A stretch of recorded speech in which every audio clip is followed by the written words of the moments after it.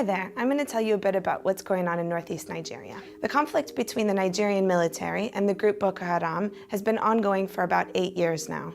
It began in Borno state, spread across the northeast of the country, and spilled over into neighboring countries. So how many people have been affected by this conflict?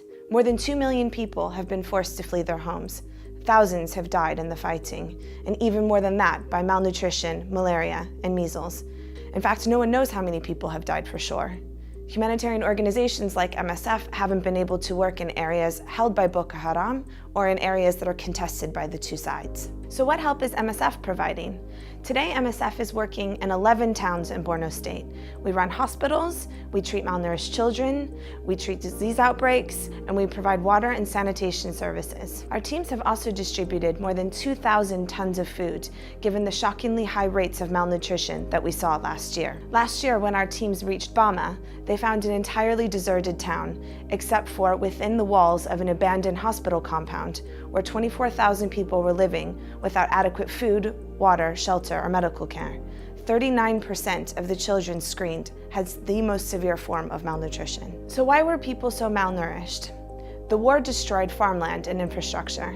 The military sought to cut off resources and funding to Boko Haram, who in turn robbed villages for food and supplies. People could not go out to farm or to fish or to sell their goods in the market and went hungry as a result. So has the situation improved at all?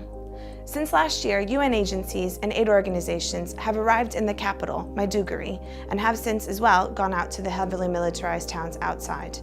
Thousands of people across the state are almost entirely reliant on external aid to survive. But this is where we're able to go.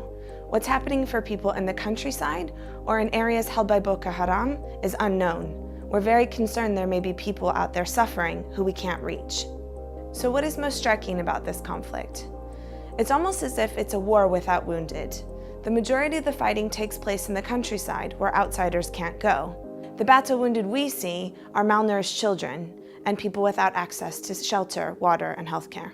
The ongoing conflict means that for millions of people, they have little chance of going home anytime soon.